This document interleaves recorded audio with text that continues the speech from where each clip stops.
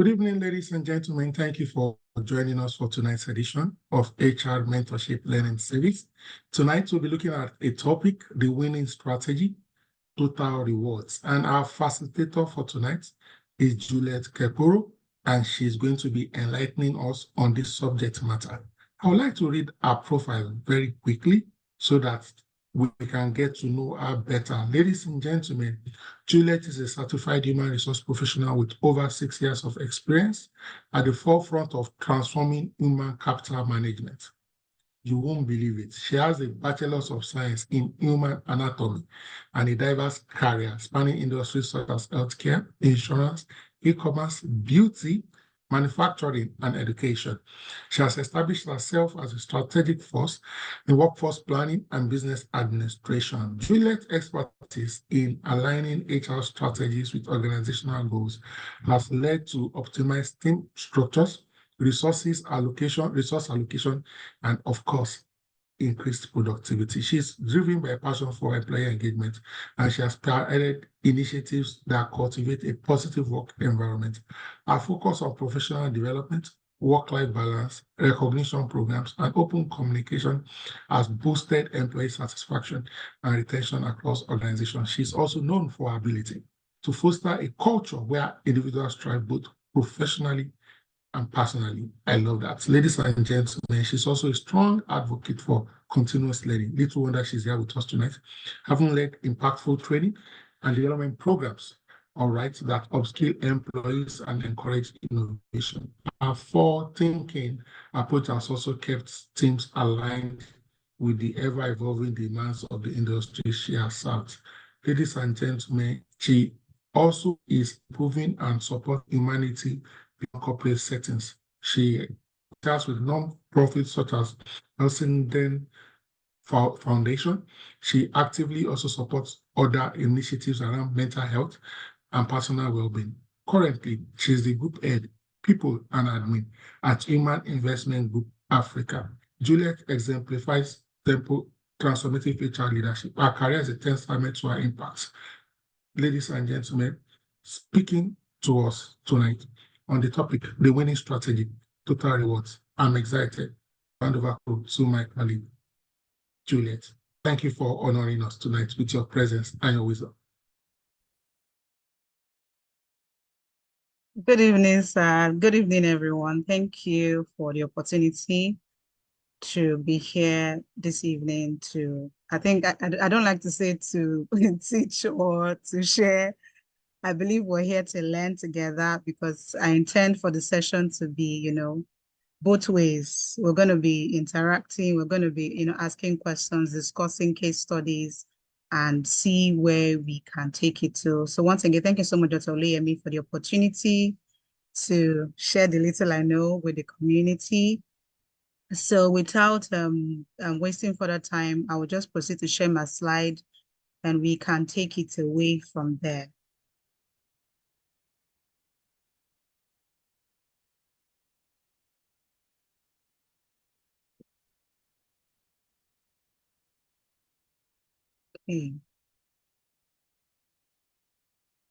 Okay, please, can you confirm that you can see my screen? Yes, but it's not yet full screen. Okay, let me make that full screen. Just shortly.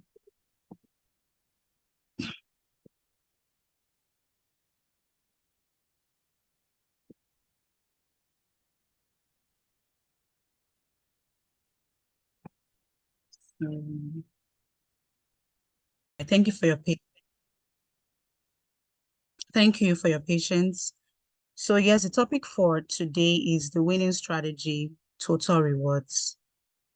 So first off, I think because I want to make the training process as interactive as possible, I would love to know if, I know we're all HR persons here, and maybe, business leaders or other people that have interest or aspiring interest in human resources.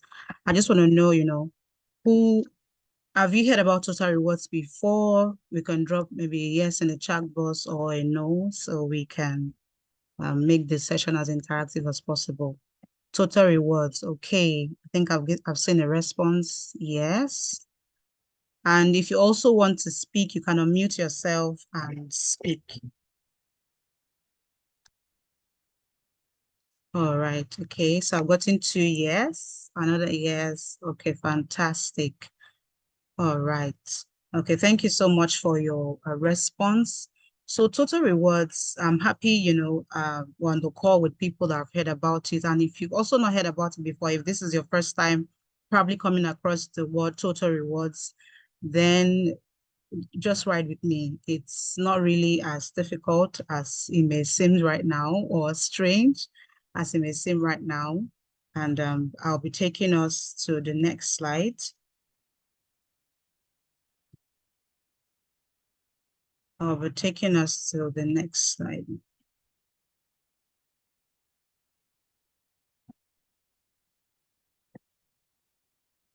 Okay, so I'm just going to share a bit of backstory before I begin proper in sharing, the agenda and what I hope to talk about and touch today. And that would be, when it comes to total reward, I think the very first time I came across the word total rewards in HR would be at an interview. And I was asked, how you've been, I'm sure we all have experiences with interview, when you're being interviewed for a particular role and you're asking, they're giving you questions and you're getting all the questions, and then they just ask one particular person that just throws you off balance, essentially. That was how total rewards was for me in that particular, meeting. The person just asked me, say, what's my approach to total rewards? And I think in split seconds, I was wondering which one is total rewards again. And I'm sure, somebody on this call is also wondering which one is total rewards. What is even this total rewards we're talking about? And I think on that call, I struggled a bit because at the time, I didn't really understand or knew what it was, right? So it was almost like I I probably had to um just find my way to answer the question the best way I knew. But I think one important thing I took out of that meeting was that I had to go back to my drawing board to learn and unlearn whatever I knew before. So I went back to learn about total rewards, research. I did so much of, reading and learning because I was kind of angry. You know how you'll be upset that, wow, how can I not know this thing, right? And then you have to go back and do a lot of work just to be able to get the knowledge that you need. I got a comment now that says true, right? From Omomi. Honestly, that anger that you felt, or you feel in that moment of you being asked a question, knowing that you've been doing so well, and then this particular question just throws you off balance. And you're wondering to yourself, like, why did this even happen? Right? Why did this have to happen? And I would have, probably been the best candidate for this job or been the best candidate for this role. Or why did this have to happen to me, that particular moment? So I think that I promised myself that when it comes to this particular topic, that I would be able to, speak and share as much as I knew.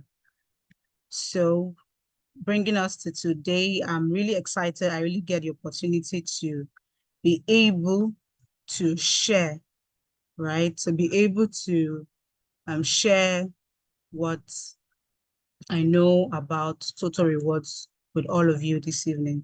So I'm going to be taking us through, I believe that by the end of this training, I'm able to take you through the introductions of total rewards, the hierarchy of needs, total rewards framework. Why does your organization need a total reward strategy? How do you create a total reward strategy? And what does success look like? Right. And of course, I hope we're able to take away 1 or 2 things as we go. So I think the first thing I want to do, because, I believe that I'm already on the call with, people that have an idea, and also some of us that will also learn as we go. I want to quickly put in the chat box, what do you think total rewards is? Just briefly, what is total rewards? It could just be 1 sentence, a word. What do you understand by total, or what do you even think total rewards is? Hello. Are we together on the call?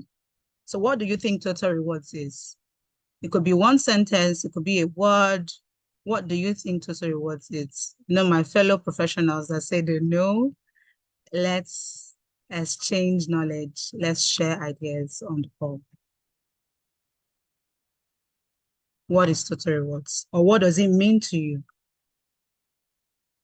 What is total rewards?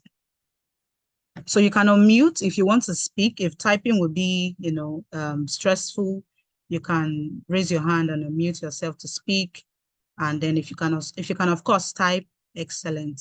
So I think I've gotten about 3 responses so far. Folashayo says the combination of compensation and benefits.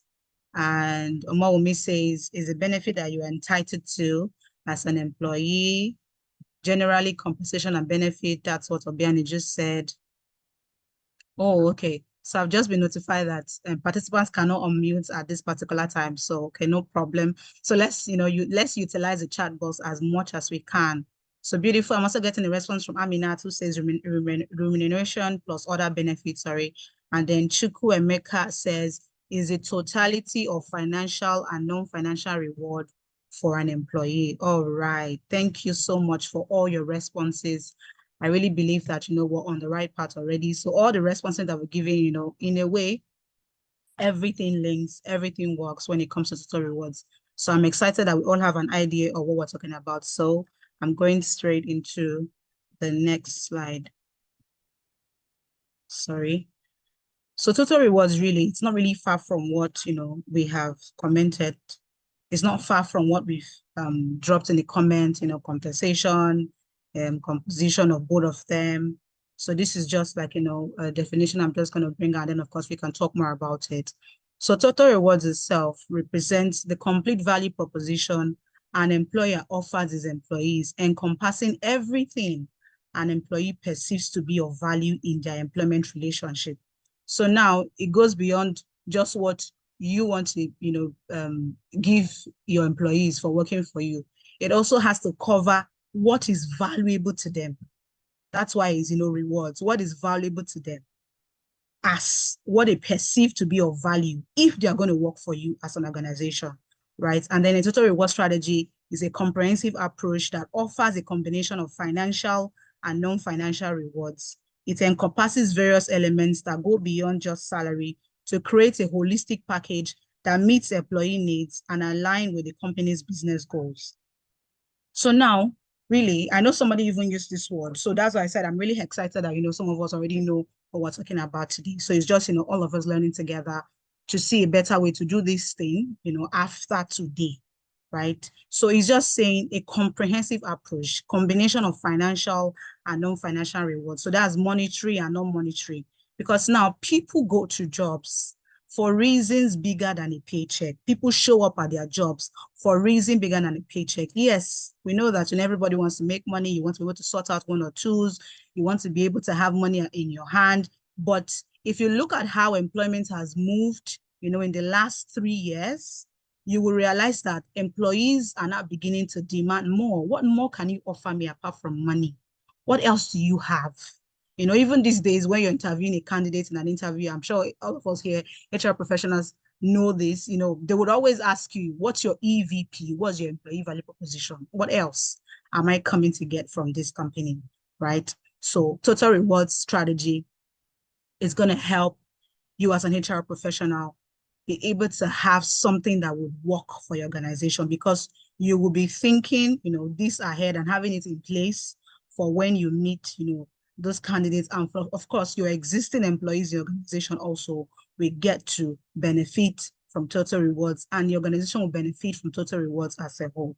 So being that we've set the context of what total rewards is, I believe we now all understand what it is, because simply it is just a combination of, both financial and non-financial, that's monetary and non-monetary rewards, monetary and rewards, present in your company that you offer employees, that is valuable to them. Of course, we've already established this beyond money.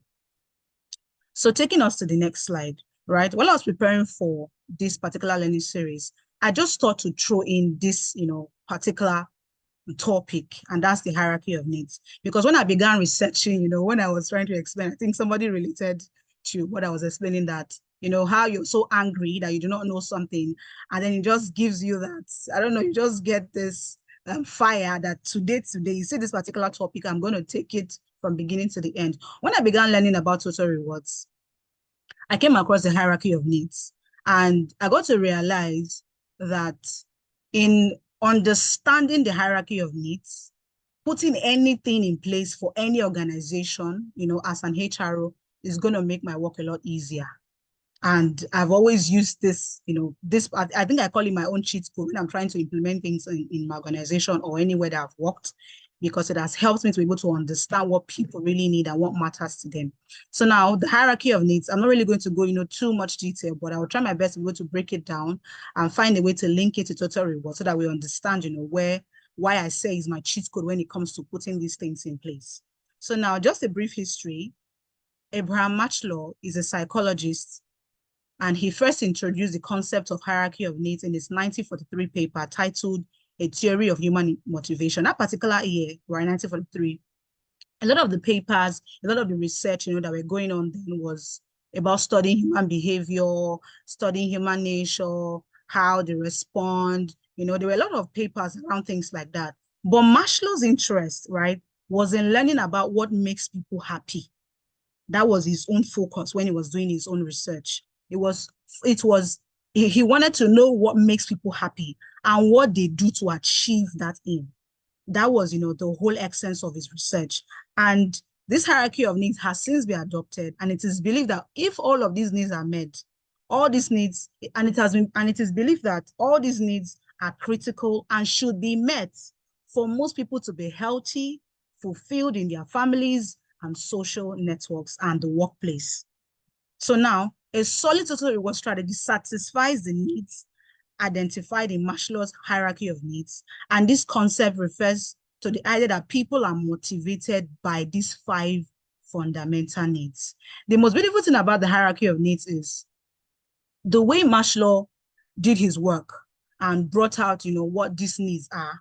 In a way, they so seamlessly match, you know, when you're trying to build a total reward strategy, and you're going to find out, you know, in the few slides that I'm going to go through in this session. So now, like I said, in that year, people were doing a lot of things. Everybody were trying to do research, bringing out papers for, you know, different things. Even, I think even in that year, somebody brought out a study on aggression, that people are aggressive. But Maslow was more interested in happiness. Why are people happy and what do they do to achieve them? And in my experience as a human resource professional, in utilizing this hierarchy of needs to design, you know, all these benefits and compensation, you know, package, it has really helped because it just makes the work a lot easy because you understand what people need. So I'm going to take us to slide 2, where I'm going to have a diagram, which you're already seeing on the screen, that explains, you know, Maslow's finding, you know, what was in that paper that was titled Theory of Human Motivation. So now, Maslow hierarchy of needs highlighted 5 fundamental needs that every human being needs to be happy, to be fulfilled, you know, to be complete as a human being. I think that's the way I can explain it best. So now, the hierarchy of needs is a pyramid. It starts from the bottom and then it starts to go gradually. Human beings, you know, and the whole concept is that we satisfy our needs gradually as it grows. We start from the most basic and then to most, you know, the top, what's at the ladder, right? So now the very first, I'm going to start from the most basic hierarchy of needs is psychological needs. Now, it's no longer news. It's not even, I'm sure even when we're in school, we're learning, you know, basic needs and food, water, shelter, clothing. I think there's even light in that particular range, the basic needs that you need in life. So now we all need food, we all need water, we all need shelter, we all need clothing. So that's the first hierarchy of needs, according to Maslow's research, psychological needs. So now, when a human being has satisfied their psychological needs, they have food on their table, they have water, they have a place to lay their head, they have clothing. The next step of, you know, needs that they go ahead to now achieve in life is safety. And now stability in society provides safety for people. People desire to have secure jobs and work in stable and prospering organizations.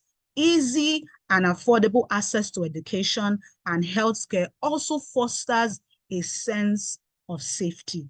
So now you can see, after achieving psychological needs, they move on to achieve safety. And now they want to be safe in the sense that they have a means, to earn a living. That's having a job and working in a stable place, right? I'm sure even, if we bring it home to normal working settings, I believe that when we are in an organization and then it looks as if, maybe things are not really stable, things are not working well, or maybe the profit margin that year is looking somehow, you tend to worry more like, is my job safe? Do I have, am I still going to be here? Or it's how maybe you do not meet a target at work, you start to get really agitated. Hope I'm able to, most especially when you don't even have the next plan or the next line of action when you want to move, right? Depending, on the kind of, work that you do or the industry, So people want to have secure jobs and they want to work in stable and prospering organizations, so they can be able to afford things like educations and healthcare and foster a sense of safety. Now, when a human being has achieved safety, the next level of hierarchy and they move up to is love and belonging. We are all wired for community and relationships. Friendships and familiar relationships provide love and sense of belonging. So according to, this Maslow's research, it is said that no human being is satisfied being alone. I know that, over the years, you'll be hearing things like, oh, I can do this on my own. People believe that they can exist alone, they can function alone, they got it all by themselves. But the truth is nobody exists alone. Nobody can exist alone. Nobody can succeed alone. We are all wired to be part of something. It could be community, it could be a relationship, it could be trying to crave companionship, all this together craves and provides love and a sense of belonging. Now, when somebody has achieved love and belonging, the next thing that is on hierarchy is esteem. Now, people naturally have the desire to be highly esteemed, by our family and our friends and our colleagues and in society, right? So there's a phrase I'm going to use now. We never want to be caught on fresh. We always want to, have that. I think the most recent word that has been on the internet before it went away was steez. We all want to have our steez on point. We do not even want to be, even in our lowest moments, we're still looking sharp, we're still looking fresh. Why? It's because naturally as a human being, we desire esteem. We want to always be placed, and respected and seen as someone of importance. And it's not a bad thing to crave. It's natural. It's normal human order. We want to be respected. We want to be, placed at a very high level. And it can mean having a high status. It can mean having a great title. It can mean being recognized or known for an achievement, right? And we all want to be respected as human beings. We all want to be respected. It's normal, right? I've seen some people in the past, they'll be like, oh, I just do my work. I'm not really, I'm not doing it for people to see. I'm not doing it for people to know. This is just the kind of person I am. Deep down, you need your work to be seen because that is human nature. You need your achievements to be known, right? You need what you've worked for be seen. You want to see, fruits. You want to see the labor, that you're putting in. You want to see that, it is producing good fruits, and you want, people to see, people to know, right? You want your achievements to be out there. In as much as we try to be modest, right? It is the normal order of things. I just thought I should go through the comments, and I think Oba is really playing with me this night. She said, we want to have steez on point always, and someone said, great insight. The perspective simplifies total rewards framework and resonates well with me. Thank you so much for, engaging as I go along to it. Exactly, right? So when I was doing total rewards, I'm really happy I came across this because it has made everything a lot easier. And by the time we move to the next slide, you will understand, why I relate so much with the comments that I think Akpabio dropped. So now the next level, the highest level of the hierarchy of needs is self-actualization. So now this is referring to the desire to be the best version of ourselves, personally and professionally. You know how you would be in a particular place or in a particular space, and you just realize that you're no longer growing. Just like how you'll be, I think the most relatable thing I would use is maybe you're working in a particular, organization, and you just realize that maybe in the past 6 months to 1 year, you can't really see anything significant that has improved or grown. Even your responsibilities have become so familiar that it looks as if you're no longer, maybe you're just repeating a circle, you're not learning anything new, you're not meeting anything, there's nothing, else there's no craving, there's no longing, right? So and at that point you start to search. I've even seen people leave high-paying jobs, right? I've seen people downgrade from high-paying jobs just because what was the reason? Oh, I was not learning anything new again. I'm no longer challenged. And between a normal person, if you do not think about it in the way we are talking about it now, you will look at the person and be like, in this economy, you are downgrading. You're reducing, you're changing your income, right? Because it looks as though you want to learn something new. I've seen people reduce, change location. I've even seen people that move and change an entire, maybe they change their location, they change where they were staying because they just want to experience something different. Is because naturally, human nature, nothing is wrong with you. By human nature, we want to be the best version of ourselves. When we are not growing, nothing is happening within us. Even within, you start to feel that, unsettling feeling of not, fulfilling anything, right? So now constantly evolving through experiences such as education, diet, relationship, fitness, regimes, career, therapy, traveling. It's how you will see a random person. Maybe today they came to work, maybe which example can I use? Okay, let me use a very funny and relatable example. I'm sure we have ladies on the call. So you know how one day you just look at the mirror and just be like, you know what, I want to lose weight. And it's not like anything is wrong. It's not like, people are be telling you that, you look so good. You're okay. I like your size. I like, but you just were like, no, I want to, it's just you deciding that, okay, maybe if I lose weight, I'll look a lot better. Right? But people will not understand because it is your own goal at that particular time of your life. You are trying to, you're trying to gain another level of self-actualization that will allow you to satisfy that desire to be another version, which you believe is the best version of yourself at that particular time. Or it's how maybe someone maintains a particular haircut. This one is for the guys, at least. I've given an example for the ladies. So let me do one for the guys. It's how maybe you're always barbing. I don't even know what they call this hairstyle. Maybe afro. I don't know. I'm sure you know the hairstyles, but just, stay with me. It's how you're maintaining a particular hairstyle. And then one day you just be like, you know what, I want to go on skin cuts. And then this person just goes and shave all his hair off. And then people are like, what happened? Where is all your hair? Right? To others, they will not understand what you're trying to achieve, but it is you just trying to achieve another level of yourself. You only understand the changes you make within yourself. That is you trying to achieve, self-actualization. It can come in a lot of forms, but, I'm going to move on to the next slide. And if you really want to know much about, know more about hierarchy of needs, about Abraham Maslow's work, please just, after this call, it is such an interesting paper. You can check it online. There's a lot of works on it, and you can, just get, what's it called? You can read it. It's even a way to assess yourself personally, to even know where you are, right? As an individual, outside HR, outside Total Rewards, just naturally, they use this hierarchy of needs to even, understand your level of current fulfillment in anything that you're doing. So thank you. So now moving to the next slide.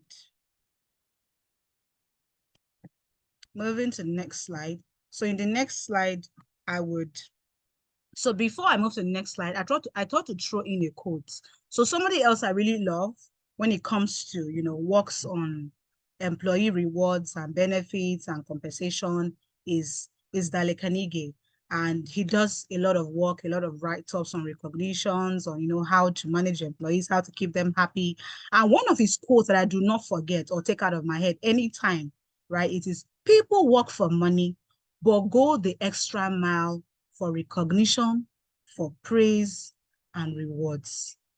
People work for money, but go the extra mile for recognition, for praise, and rewards. Now, I'm going to ask a very quick question, just to see that we are following, what I'm talking about. So now, have you ever, you receive your normal salary, your normal monthly salary, it drops, fine. But have you ever done, an extra, maybe you've ever put an extra effort or done something extra at work before, and it seemed like, there was no recognition for that particular work? How did it make you feel? How did it make you feel? I know we cannot unmute right now, but you can drop it in the chat. You did something, yes, you get paid for this job, fine. But then was there a time where you've gone, maybe above and beyond to achieve a particular thing, and deep down between you're expecting, some recognition or something, but then you did not get anything? How did it make you feel? How did it make you feel? So someone said, make me feels like my value or contribution is not appreciated or needed. Wow. And somebody said unappreciated. Interesting. I agree with you. Anybody else want to share with us how that makes them feel? You've done this thing, you've worked on, and between me and you, we know that this is an extra project. This is extra work. This is not, even sometimes, the comments that employees make sometimes. Somebody said, I feel cheated. Oh, I feel cheated with you too. Like, I'm also feeling the same thing, right? How can I do all of this work? And, I get the regular thank you, and, it looks like, nothing is happening, right? Somebody said it can be demoralizing. So sorry. And then Damilola said, going the extra mile for several months, but no recognition. Wow. Damilola, don't worry. Your recognition is coming, right? It's coming. I understand, I can understand how you feel. I can understand where you are, but don't worry. It is coming. Maybe you should plug your HR on this call and let your HR hear this from me, right? Tunde says, you feel like I will not do this again, just do like others. Thank you, Tunde. I've been in this position before. Like, I can totally relate, how you be like, okay, so I'm the person. I'm the one that, I don't have time for myself. I don't have time to go and flex or do other things. Weekend, I'm still doing extra work, right? And then you'd be like, okay, next time when they want volunteer for this project, I will not raise up my hand. And true, that's how people lose their momentum. And the next time, the person is exiting the organization because they did not get the recognition they needed. Yes, they're earning money salary, but according to, I align with, Dale so much, and people work for money, but go the extra mile for recognition, praise, and rewards. So that takes us to the next slide. Thank you so much for, the comments. They are so relatable. Like, this is every day, what happens in, workplaces, in our works and everything that we do. So really, the next slide is going to take us through the framework of total rewards. I'm so sorry. I'm trying to change to the next slide.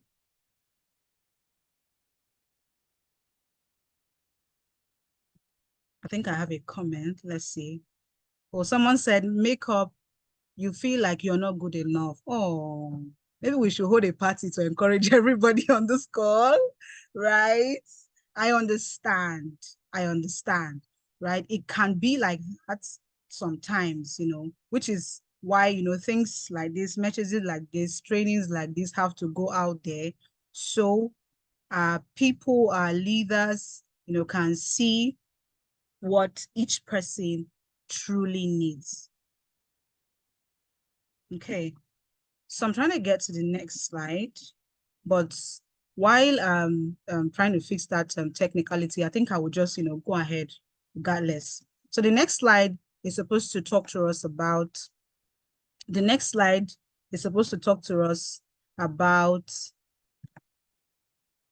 give me a minute, sorry. The next slide is supposed to talk to us about the total rewards framework. And this particular framework, I love it so much because it sits and blends so well with the hierarchy of needs according to Abraham Maslow. It sits and blends so well according to the hierarchy of needs from by Abraham Maslow. So now the total rewards framework, right? There are 5 pillars when it comes to building a very solid total reward strategy. And that's compensation, benefits, well-being, recognition, and development. These are the 5 key pillars when you're building the total rewards framework. These are the areas that you have to look at. And in the next slide, you'll be able to see how, this framework blends. You're going to find it more relatable with all the stories I've been sharing, right? So now the very first one, compensation. Now, in building a total rewards framework, the very first pillar is compensation, and you want to be able to get compensation right, because in getting compensation right, you have succeeded in fulfilling the very first hierarchy of needs for every human being. Now, compensation refers to the financial payments made to employees, including their base pay, which is what they should get, and then their variable pay. Variable pay could be bonuses, performance bonuses, stock options, according to what you have in your organization, right? So the moment you're able to sort financial payment made to employees, base pay and variable pays, now compensation will go on to empower your employees to attend to their psychological needs. Remember, we're trying to merge, remember what we learned about hierarchy of needs, the first level, psychological needs. Now, compensation empowers employees to attend to their psychological needs, like purchasing food, purchasing clothing, renting a house, paying for their utility bills, the basic needs, buying groceries, food. So in attending to compensation, you have solved the psychological need every human being needs. Psychological needs of all your employees have been met in, just paying attention to compensation. So now when it comes to compensation, it's not just anyhow compensation. You want to be sure that, in your organization, you have a compensation guide. You have, a compensation guide, an industry compensation guide that, in a way matches or is competitive with industry standards for different roles, right? Which example of roles should I use? Okay, let's use admin. So let's say what your compensation is for admin officer, let's say 2 years experience organization, should be within the range, right? Or even, depending on how financially stable your company is, but people should be paid what they should get. So in designing your compensation, you must make sure you're doing analysis, you're doing research, you're doing comparison, you're checking the value of this role in the market. It's not just, off your head. You'd be like, okay, and for this role, let's do 100K. No, as an HR person, we have to embrace research. You have to do research. You have to do surveys. You have to do analysis. The compensation guide is like another topic on its own. We have to do so much work to ensure that, your base pay points, with variable pay, that one can be decided and, put together according to, what your organization framework looks like, right? But when it comes to base pay, you must be sure that all the salaries, all the, the basic housing, gross, whatever it is you're putting together for people to carry home at the end of the day is within the range of what they should get, right? And it should match the volume of the workload. Now there's compensation guide, and then there's also, even in compensation guides, there's size of company, there's responsibility, there's demand. So you have to just ensure that you design a guide that works so that, people are really, people really get to attend to their psychological needs at the end of the day. The funny thing is money is never enough. Right? I think there are a lot of all these jokes that by week 1 or week 2, salary is already finished. I think I came across a very funny post, I think about last week, and the person was like, today is the 4th of October, and what I'm surviving on, I'm surviving on God. So I'm like, this is just 4th of October, right? Money is never enough, especially in this particular economy. So what you want to do and be able to achieve when it comes to compensation is that at least let people get exactly what matches the work they are doing, right? So in solving that, we've solved psychological needs. Now we're moving up the ladder. The next framework is benefits. Now, benefits are packages provided to employees to enhance their physical, emotional, and familiar safety. Now, when you solve your employees' physical needs, emotional needs, you are giving them some sense of safety. Remember the things we highlighted, right? In when we're talking about safety, we talked about, healthcare, we talked about education, we talked about, being able to provide for their families, right? You'll be able to, solve that for them. So now the most basic types of employee benefits are health, dental and vision plans, leave plans, retirement plans, wellness program. When you provide these for your employees, right, you've been able to achieve safety. So now the second ladder in the hierarchy of needs is solved. So now, even in current times, in designing benefit package, you also have to be able to have a utilization strategy in place. I think that's one other thing that, works hand in hand with, it's not just to create benefits and say, okay, you're entitled to this, our company provides this. As an HR professional, one thing that I've learned now is that you also now even have to have a utilization strategy, right? Sometimes when people say HRA is so easy, I'll be laughing. I'm like, I'm sure my fellow HR professionals on the call have gotten that, kind of feedback before that, your work is so easy. It looks so simple. But really, right, we have so much work to do.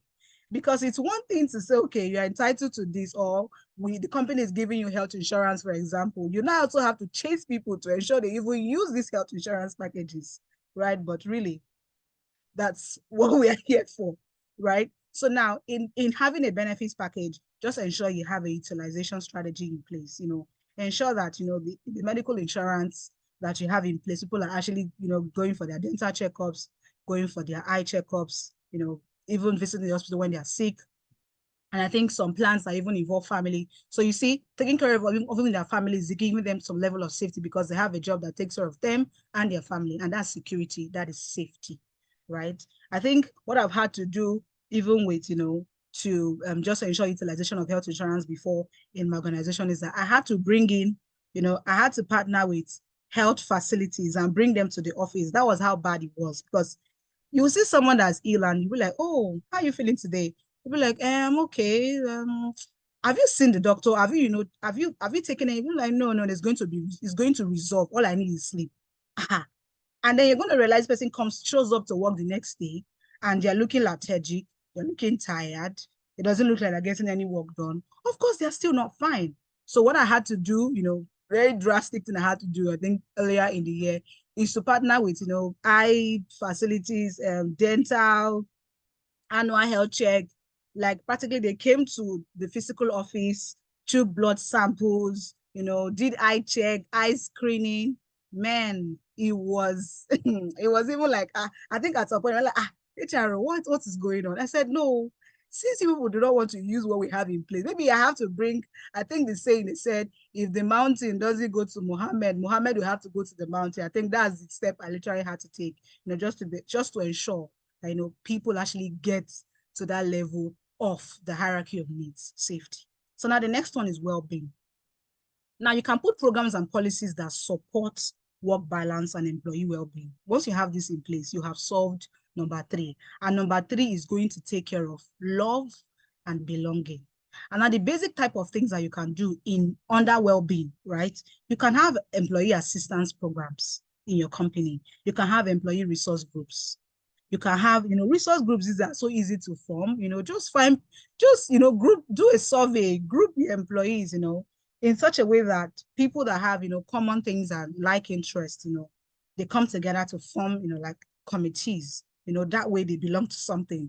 They belong to a group of people that speak their language. Now, DEIB programs, that's diversity, equity, inclusion, and belonging. I think in the past, 2 years, DEIB is becoming, like for any organization, you have to have this in place because you do not want people to feel left out.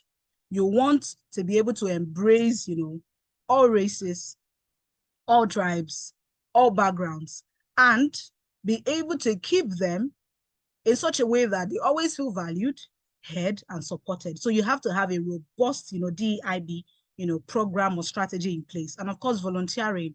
if your company has, CSR initiatives, involve your employees. That, gives them some sense of importance that, they are contributing to something of greater value. Now, company events, I'm very sure, we all on this call always need that time that we can just take off, that is not what we're discussing in that place is not work, it's how we have meetings, but I'm sure we all once in a while, we crave to just have a sitting where we are discussing is not work. It is something else, and it is how to just relax and let our head down. So you have to plan company events. It could be team building activities. It could be end of the month, company town hall, where you just, do something that is out of the usual, right? That allows people to take their heads off work.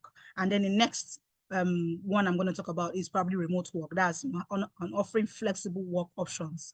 I feel like in the last, remote work was really greatly introduced, into the workforce, like greatly. The impact, it started during COVID. And I think from then to now, it has become something that, people would naturally just choose. I've even seen people choose, a remote work with lesser pay and leave an on-site work that requires their 5 days a week presence, right? Because they, as a human being, right, you want to have that sense of, care. You want to be sure that someone cares for you. You want to be sure that someone, cares for you just beyond what you have to offer or what you have to provide, as a person. So when a company is offering, I think some employees sees, remote workers, a company understanding their love language, and that's them having time, for other things, time you spend on commuting on the road and, going through, I'm sure living in Lagos is already hard enough, imagine not having to be on the road. But another interesting thing too that I've seen that, organizations do is hybrid work. So that's also another option, depending on the kind of business that you have in place. If remote work is not really possible, there's also hybrid. But of course, again, if remote or hybrid is not possible for your nature of business, just be sure to incorporate at least flexible work schedules. Let people have, paid time offs. Let people have, there should be something that just, let it be like a compensation plan. If you cannot give this, have something else that you can give that would, be able to alleviate people and solve, that particular hierarchy of needs of love and belonging. A particular hierarchy of love and belonging. So the next one I'm going to talk about now is recognition.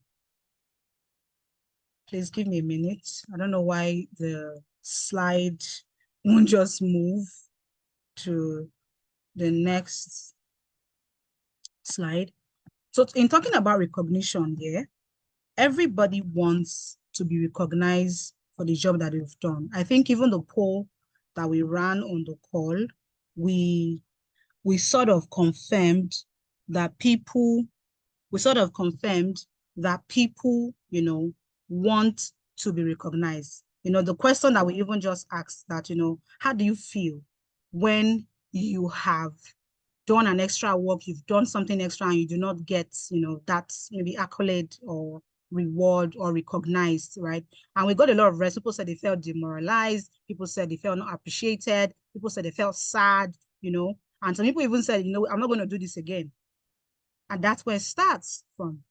So people want to be recognized, for what they have done. They want their achievements, the work they've put into place, the job that they've done. They want to receive that job well done.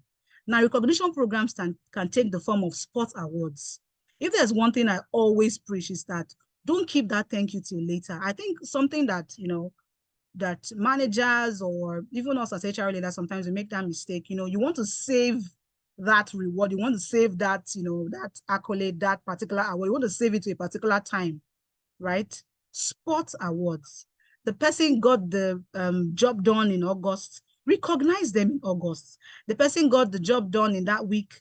By the Friday of, they shouldn't even get to Friday, that same day that the person achieved that particular goal, they should get that recognition. Sport awards. It could be tenure awards too, depending, right? It could also be performance award. If somebody meets a target, let them know that they have done well. If somebody is due for promotion, promote them. If the person is due, promote them. If they meet a target, reward them. If they're entitled to a bonus, pay the bonus. People want to be recognized. I was facilitating a session, I think about 2 weeks ago, and one statement I made on that particular session was that this is not time, for us to keep our rewards and get them in heaven. And everybody laughed. I know what I'm saying this, right? Yes, for all the good works we do on earth, God, is the one that, rewards us, heavenly rewards. But you see the ones on earth, we also have to get them. The ones in our workplace, we also have to get them. And we also have to ensure as HR professionals that people are recognized, for their work. Yes, for us as HR, we're depending on the line manager, to, give some level of support when it comes to employees that should be recognized, people that have met their target. But, we also oversee all of this. So there are some that you would see, right? And, it seems like it has not been brought to your attention yet. You can, take it up and say, oh, I noticed, so, worked on XYZ, and it looks like it was a specific project. What do you think, as their line manager, what do you think that it brought, on that game? What was their, and you get that feel. So even if it is not coming, you can, because, we are no longer just, what's it called, constitution of policies or drawing rules and regulation people should follow or monitoring dress code. We are strategic partners in organizations. So you want to be able to take that initiative, take that lead to say, you know what, I know that from your angle, you think, but how about this person had a collaboration on this particular project? What do you think? And by the time, you discuss it, the person will even say that, oh, it's true, right? This person actually, did so well in July. They did this, they did that. Sometimes it's just to point people in the right direction to look. And they can see that people are doing so well and they should be recognized. Then I think another thing I also mentioned was verbal appreciation. I think this one, we take it, so it's so cheap, but we take it for granted. Telling somebody you have done well can take the person's, morale from 0 to 100, right? Somebody can be in traffic, right, and get to work, and, with all the moods, with all the anger, how Lagos is so stressful, and then they just get commended for something that they have done. It can take that person and turn that person feeling around to the point that, they even forget what they had to go through to get to work. That is how little verbal appreciation can go. It can just be, oh, thank you so much for your assistance yesterday on this project. Or thank you, people want to feel seen. I think I've, probably stressed this particular topic too much, because I know that it's something that, we take as, we want to have, when it comes to all these things, we want to have policies in place, we want to have things in place, we want to, sometimes when we do a lot of all these things too much, we complicate the process and we not even fail to see what people are actually doing. So verbal appreciation is like the most easiest level of ways to recognize. You could just be, in a general meeting, you just highlight somebody and say, oh, let us give a hand to, I hope there's no Sophia on this call. I'm just going to use a random name. Let's give a hand to Sophia, for how well they performed in Q2. Even if you right? That recognition, Sophia is going to leave that meeting, right? And if you tell her to go to maybe the Lions Den, at least she may not enter the Lions Den, but she will get to the zoo. Right? I hope Sophia is not on this call. Please, I'm just using a random name. This does not relate to anyone. But I'm just giving an example of how motivation and, just speaking positivity over someone can really help them, think that they can do so much better. And now when you have recognized people, you've shown value for their work and what they contribute, you have successfully allowed them to achieve esteem. Esteem. It means you solved that hierarchy of need. Now, the very last, framework that I wanted us to understand is development. And now employers, this is study. Another particular institution I always go to study their research, their data is Gallup. So if you're an HR person on this call and you've not heard about Gallup before, just go on Google after this call and go and, look for all their papers all their research, all their studies, Gallup is going to make your work a lot easier. They have so much work on, behaviors in the workplace, recognition, engagement.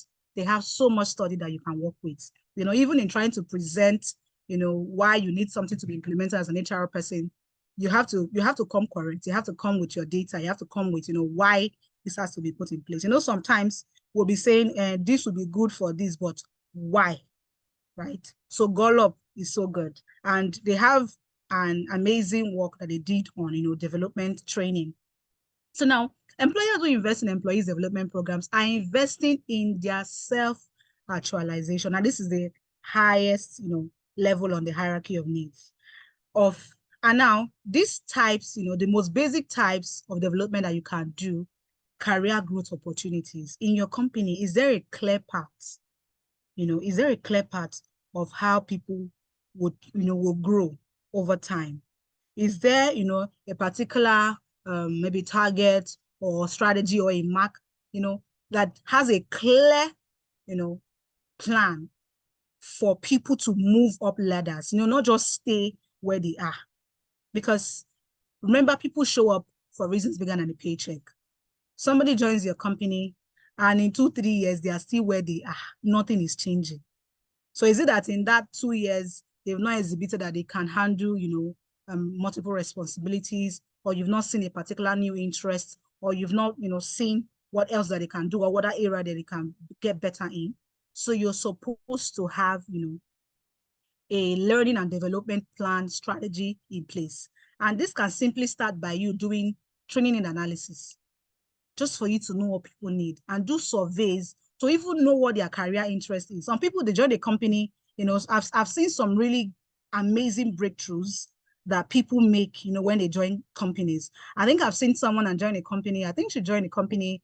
They probably joined a company as maybe PA or something, and then they go from there into, becoming something. You pick up another skill while working, because of course you get the opportunity to do that, and they have like an entire new, career path. Even some of us on this call, I'm sure, I think, I don't know, everybody's career journey is different, but I'm sure we have like, some relatable, journeys like that. Myself, I think my journey into HR started with administrative, roles. I think I started with administrative officer, and somehow, right? Imagine I wasn't given the opportunity. I would have just been there. It started with, just put this together, organize this, speak to the staff, do this, and from there, you see that this person can do more, and then you give them an opportunity to thrive. So it could just be having like, simple career growth opportunities in place. So depending on your kind of organization, of course, study, do survey, ask your employees what, is important to them, and put something in place to even know how they want to go, right? I think largely a lot of this comes into workforce planning and succession planning. So now, professional development and skill enhancement. You want to be able to improve your employees' skills. Or someone joins the organization and, most of the times, I'm sure we all know this already, when people apply for jobs, all those, that core competency or key skills area that they list out, sometimes they are not 100% true. It's just, in the bid to get, that CV looking really, optimized, right? But you realize that but of course, before you employ and get somebody in place, you've already done the necessary checks and you're sure that they're a perfect fit for that role. But, there is nobody that you're going to bring into a role and is going to have it all. You'll be able to note, you can ask them, what their area, what's their area of, strength, and which areas do they need improvement. And with that, you can draw up something and give them access to courses, professional programs and trainings, to better your employees. And in doing that, you are allowing them to, unlock another level of, themselves and achieve self-actualization. So I believe that, we've been able to merge, the hierarchy of needs and total reward strategy together, right? And this way, we're able to achieve a solid total reward strategy that will win in any setting, in any type of organization, in any industry that you're in, right? So now, I also wanted to highlight, the benefits of having this in place. Now I say, why does the organization need a total reward strategy? Why does the organization need a total reward strategy? So of course, talent attraction. People who feel cared for, who feel valued, who feel important to join your company would stay, right? And as they stay, even in the process of you trying to get new people into the company, they will add to your employer brand. They will boost your employer brand in such a way that, when you're, recruiting, when you're trying to get talent, you get, the best. You're able to attract, good talent to your organization because, it's not even the things you put in place, it's the employees that have used, or have the access to enjoy this strategy and the benefits they have, for working with you. They will be the best people to project what you have as an organization. And that way you're able to attract quality talents. Now, not just people that want to just, do their, people that will go above and beyond to, get their job done. Then now employee retention, I think I already even highlighted that at the beginning. So people that are happy are less likely to leave their jobs, right? There's a study that Gallup did, and it shows that, employees that are satisfied, I think there was a study that was done around 2022 to 2023, and about 67% or so of employees that were satisfied with their job were not looking for other jobs. They were not looking for other jobs. They were satisfied where they are because remember, you've met their needs psychologically. You have given them safety. They belong. They feel loved. They have esteem. And they're actualizing themselves. So now the next one, employee satisfaction and engagement. We've already even overemphasized this. They are satisfied. And if they're satisfied, they are engaged. And engaged employees are more likely to contribute better to the organization because they will be there to provide those innovations, those ideas that you need. And they will go above and beyond to get their job done. And now industry competitiveness, it makes you competitive, in your industry as an organization. Imagine, there are some companies that, we mentioned, people mentioned, be like, I want to work in this place. How do I get into this place? It's not just because, they have painted a particular picture that, okay, this is a great place to work. Deep down, if you look through and do the survey, people have spoken about how good they are. And it is why, it looks like, they are more appealing to candidates and people wanting to choose them.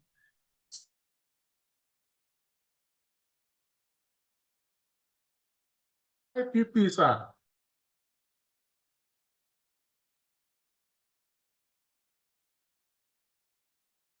So if your company is pleasing, of course, it will also be pleasing to that will patronize your business and catapult it to success than the people that work for you. Please meet people, in their daily lives. They come in contact with people in their daily lives, and they are able to, talk about your company and, just, get people to connect in different ways. So now the last one is business performance. Of course, if you're already competitive in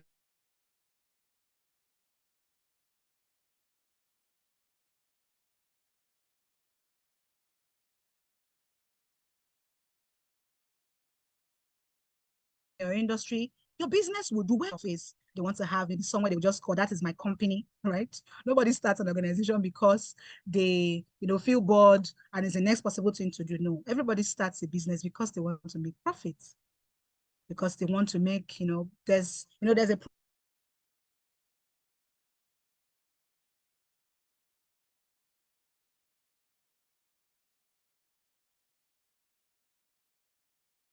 a projection that they have in place, and that's, oh, you're no longer seeing my screen. So sorry. Okay, let me.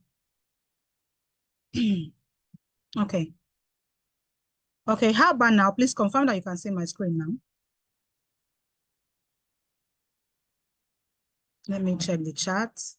Please confirm that you can see my screen now. Hi, Tinuke. Can you see my screen now?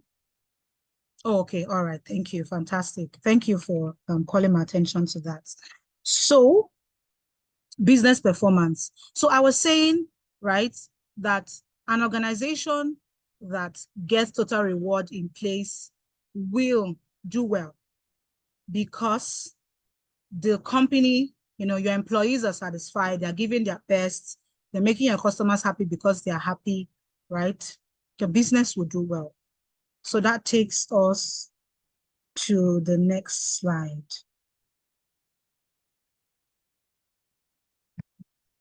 All right. So now I also thought it was important to also talk to us about how do we even create a total reward strategy. For some of us as HR persons, we already even have, some of these things in place. I'm sure your organization already have health insurance. Of course, you already pay salaries. You have performance bonuses. You have, all these things in place. But, you just need a way to put this together to be, a weapon that you can use to, get your employees to achieve the level of satisfaction that they need while working with your company. So I just want to be sure that we're all following, right? Now, I just want, your comment. If, the analysis that we just did from the hierarchy of needs and the total reward strategy that we just put together and merged, right, the framework, I want to get your comments. Do you think that, as an employee, now put yourself as an employee, do you honestly believe that if this is achieved like this, you'll be more satisfied? I think I'll probably go first. Yes, I'll be very, very satisfied. But I want to see your comment. Imagine all of these things are met as we are discussing it on the call. How would that make you feel? Adeshawa said yes. I agree with you, Adeshawa. How would that make you feel? I want to get more responses. We're almost getting to the end of the session. I think after the slides, we're already, at the end. But I just want to be sure that all of us, we're following along. So how would you feel, naturally as a human, as an employee, because of course we as HR persons too, also an employee. So putting yourself as the employee, would you feel satisfied and fulfilled if all of these needs are met? Right. Charles said yes. And Apabio said highly motivated. I love that. Honestly, highly motivated. Right. So being that that's the feeling it will give to us, you see, we have to also not try to put it in place for everybody. Aminat said yes, so in caps. Aisha said, to a large extent, I will feel satisfied.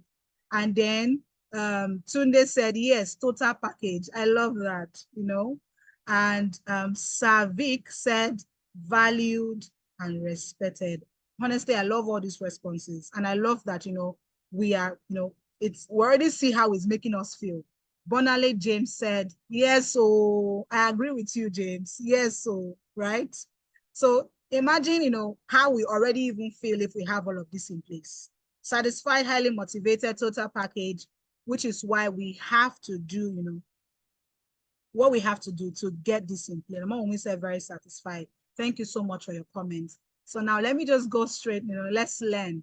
Let's learn together. How do we create a total reward strategy?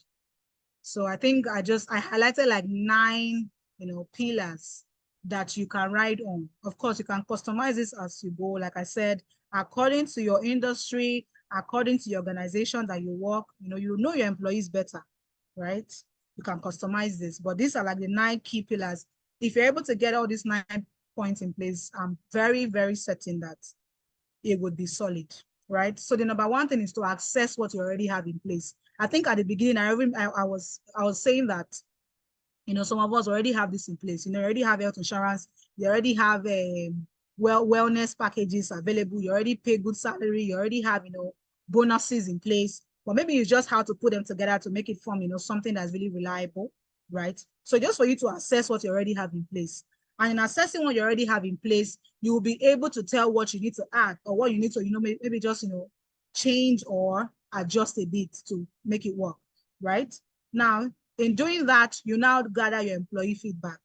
So now remember, you're preparing this thing for your employees. So you cannot design it as though, it's your own journey, it's your own self, you will have to involve your employees buy-in. So you have to do, gather their feedback. It could be through a survey, do a survey and ask them when it comes to wellness, what is most important to them. When it comes to upskilling, what kind of skills are they interested in? So you can do a survey generally to be able to understand what they would need. Now, the next thing is to include leadership. Now, including leadership is the best way to buy in because, leadership, that's line managers, head of departments, they know the pain points of their team members. So you cannot design a strategy without them. You will have to put them in place. Now, the next one is to identify your goals and priorities. What goal, what do you want to achieve? What will success of this look like? Identify what exactly it is and also put it in place. Now, number 5 says, align the strategy with your values and culture. Now, as an organization, what are your values? What are your values? What culture do you have in place? You want to make sure they are aligned so that you don't cause confusions, in a system by introducing something that is new. So you want to be sure that, it merges, it works, because what works for Mr. A will not work for Mr. B. And there is no size fit it all. We are creating this, right? So you want to be sure that everything works together. Now, number 6 says keep up with trends. Now, in as much as you're trying to align, with your company culture and values, you also want to check what is, in vogue, what is happening, what is making people tick right now, what is the happening thing, what are people more interested in right now. You also want to check and be able to see 1 or 2 things that you can add as you're preparing your total reward strategy. Now, number 7, make total rewards balanced, flexible, inclusive, and fair. So you do not want to be too rigid with these things. Like I said, it's not supposed to look too complex. It should be something that is very simple, flexible, that, when you even look at the way business is going, you can easily, make a tweak here and there. So it should not be things that are like cast in stone. It should be things that you constantly work on. You revamp, and you make sure everybody's getting fair treatment. It's not like, the way you're going to award or reward somebody that does the same level of work as. So let's say Sophia did the same thing, John did the same thing, the same way, the same approach, the same, and then you're not going to reward them differently. For the same level of work, people should be rewarded equally. It should be balanced and fair.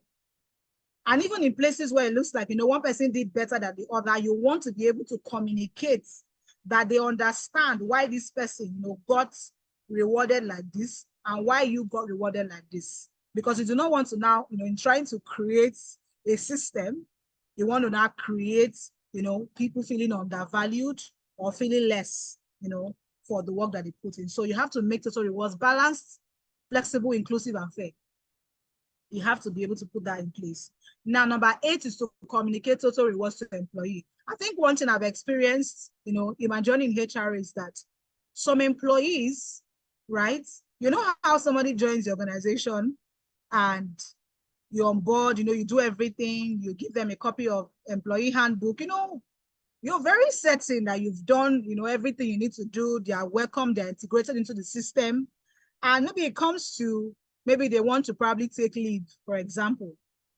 And then they now come back to you and say, oh, and what is the policy again for leave? And then you're wondering, is it not in your handbook? Were you not integrated? Were you not told? I'm sure that sometimes, for some of us in HR, we'll be wondering in our head, how many times will I repeat this thing? How many times? But if there's one thing I've learned in HR is that you have to be patient.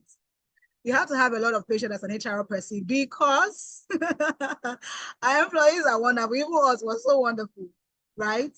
So you want to communicate total rewards to employees. And it could be something you do, once you have something new in place that is of benefit, a package, communicate it to them and even remind them. It could be just, it could be reminders. It could be maybe monthly check-ins or quarterly, just so that they are constantly informed that you have this in place. So our company provides this to ensure, you utilize it, right? You want to communicate it to them so that they know that it's in place and they're able to utilize it. So that at the end of the day, we'll not say, I did not do this. So I'll be like, we do this in our company now. It's in the package. It's there. You're supposed to be able to do this, do this, do that. So you want to have like a communication system in place where your employees are always reminded or informed when something new is added to your package or even just a general reminder of the things that they have access to, while working for you. Now, the last one is to track the costs and impacts, because largely, anything that you cannot measure, you cannot even, know the, anything you can't measure, you can't tell, how well it's performing. So you have to be able to track the cost and the impact it's making in your organization.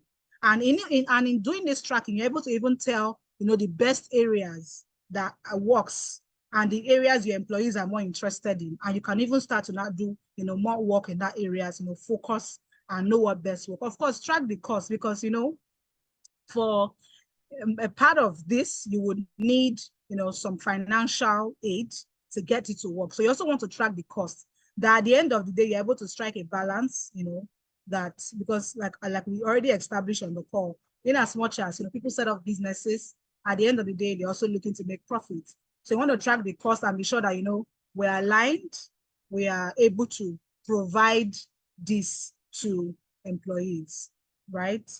At probably a level that is not costing the organization beyond what it should spend. So now, that's taking us to the next slide. We're almost done. So now, in doing all of this, now you have it in place. You've created a total reward strategy. You have it in place already. Now, what does success look like? That is, how do you measure success? So I highlighted 3 key areas, and that's employee engagement scores.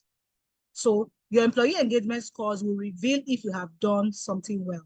If what you put in place is solid, your employee engagement scores will give you that, response. When you do your employee engagement surveys, maybe at the end of the year, depending on the kind of,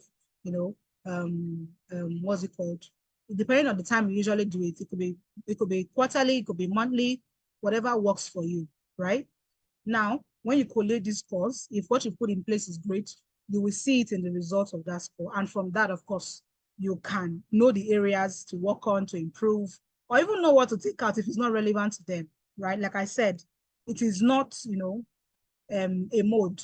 It has to be flexible so that you can always make changes. Now, turnover rates. Turnover rate largely would tell you, if things are not working, if the organization is not doing well, if people are not happy, it will show in your turnover rates. When you do your analysis at the end of the year, when you do your reports, what is the turnover? What does it look like? From that, you're able to tell, if your reward strategy is solid or if you still have some work to do. Now, performance metrics, right? Performance metrics, will largely give you, I think it's even like the first cheat code to know if what you put in place is working. Because once people are no longer motivated, forget it, you see that KPI, that OKR, whatever you have in the balance scorecard, it will be unbalanced. It's not going to work. Once they are no longer motivated, oh my God, it will be hard to achieve targets. It will be so hard to give those results that they are supposed to give. So you can tell, when you continue to now have, repeated, incidents of people not meeting targets, not meeting, where they're supposed to be in their performance, you can tell that, something is wrong. And at that point, you can, check what you have and be sure to put things in place to make people just, get better and start to run. So those are the 3 core pillars. So now, that's taking us to the very last slide. So it's been, I hope I'm not even taking too much time in explaining all of these things, but this is the very last slide. And I just want to be sure that we're all together, right? So now this is a summary. And I just put together, I said, a comprehensive total reward strategy is key to attracting, engaging, and retaining talent. Like, that's the key. By integrating compensation, benefits, well-being, recognition, and development, companies create a rewarding employee experience that drives both satisfaction and performance. Now, continuous evaluation and alignment with employee needs and business goals are crucial for maintaining effectiveness. Ultimately, the total reward strategy is the winning strategy for any organization hoping to ensure sustainable growth, foster loyalty, and stay competitive in today's workforce. So that's my summary. So before, I allow Dr. Oluyemi to conclude for the night. I just want to get, your comments, in the chat, right? That, in measuring success, what other areas do you think we can also look at? The areas I've highlighted: performance metrics, turnover rates, and employee engagement scores. What other areas can we also mention on this call that would also be of use, that we can also look at? Remember, we're all learning together. So I want to get at least 1 or 2 comments. So I'm sure that we are still together up until this point, right? And I also want to see comments, that probably highlights that we have, stayed together to learn something, right? So remember that this is the winning strategy for any organization, hoping to ensure sustainable growth, foster loyalty, stay competitive, and, be up there and maintain a workforce that is thriving, right? I think I'm getting some comments in the session already. Charles said that, that I've done noble. God bless you. Amen. Thank you so much, Charles. I think I also got Bolale said impactful session. Thank you so much, Bolale. And this other comment says training is very important, and many organizations will not give you that time and won't train you too. Whoa. I agree with you that training is very important, and I really hope, that as we continue to evolve in HRs, we're able to put all these things in place. And somebody said it was such an amazing session. Thank you so much. So just before I go, I wanted to know if there will be any questions, so I can take that.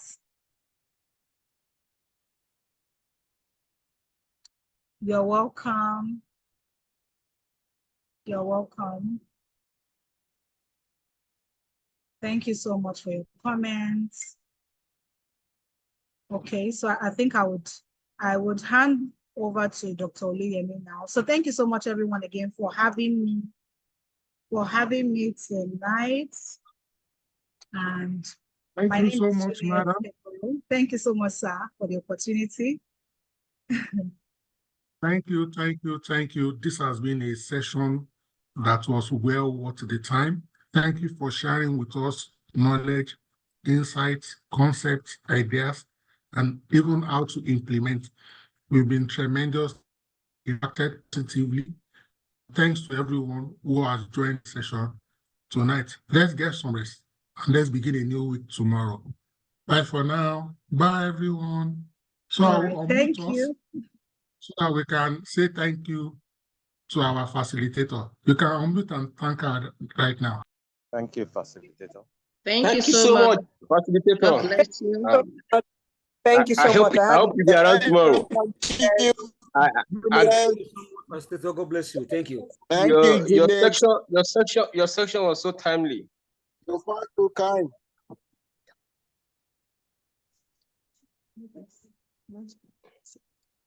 Bye-bye.